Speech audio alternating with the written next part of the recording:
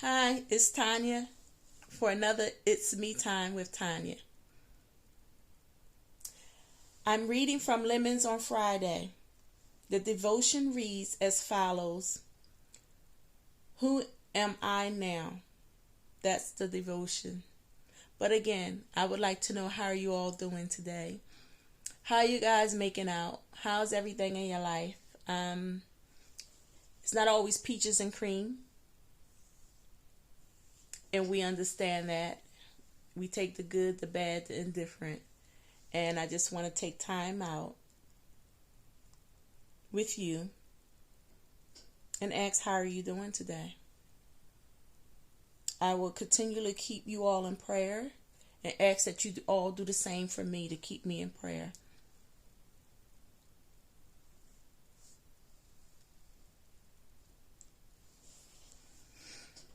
Okay, who am I now?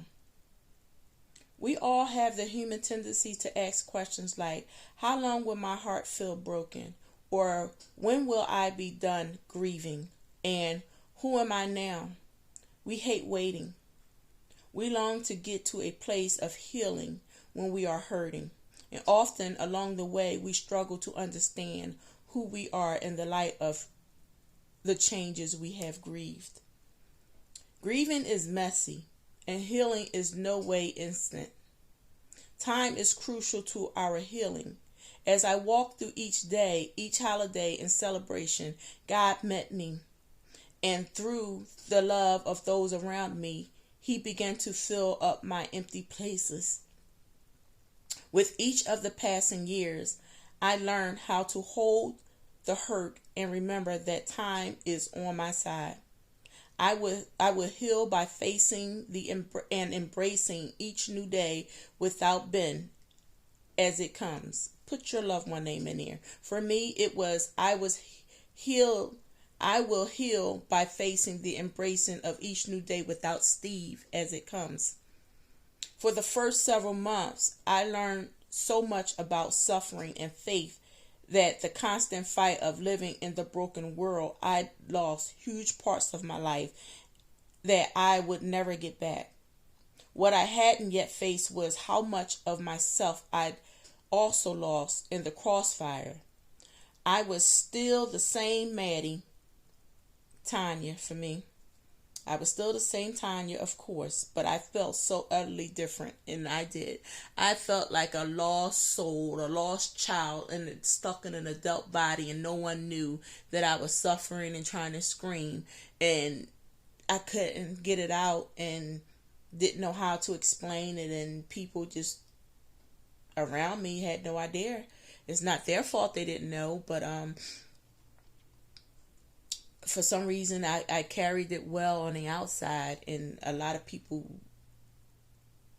were their same self and the same energy and the same playfulness when you wasn't ready for the playfulness, when you're mourning and grieving and you're trying to hold on and take every breath in, and you got people around you sometimes just not sensitive.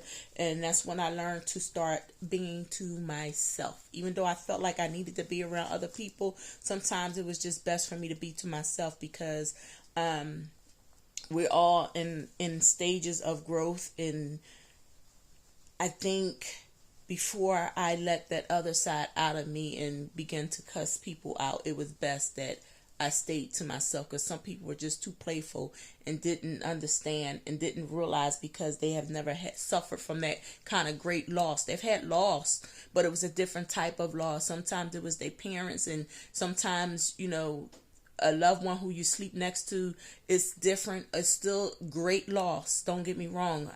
It's like you love all your children, but each one you have a different relationship with, and each one you lose is different. If you're seeing your children leave here before you, it's going to be a different experience. Doesn't mean you love anyone any different. It's just different. So it's a different loss from when you lose your closest loved ones, your parents, your siblings, your spouse, someone that you're laying next to every night. Is totally different than other situations, and it's just a harder pill to swallow. And I've lost some loved ones that very close to my heart that that I've known longer than my husband and that I'm very dear to. Like the ones that's coming to mind is my Nana, my grandmother, my two aunts, my Aunt Rose and my Aunt Karen. And those were great losses, and they all were different, and unfortunately I wasn't able to grieve all their losses because I was still dealing with my husband's situation at home, which a lot of people didn't know how serious it was, but it was very serious. And I was losing him in between losing them, and then he was come around again, and so I was constantly in the hospital for sometimes 30 days at a time, by his side to make sure they're doing the best thing possible for him and not just leaving him there so they could treat him as another patient, another patient number on a chart, and not give him the level of care he needed, because some of the medications that he was on was really making him, it was steroids they were injecting in him with the neurological issues that he had going on. The shrink, the mass that was in his brain and stuff, it took that heavy doses, but then they had to restrain him, and he wasn't himself, and I needed to be there to make sure they wasn't mistreating him, because I know what happens in hospitals and stuff. And good thing I was there a lot of times, because I prevented a lot of things from happening and let them know that you wasn't going to do that. There's other ways you can restrain a person than putting straps on them like that. There's other ways that you can help restrain people in those situations. But yeah, get back to the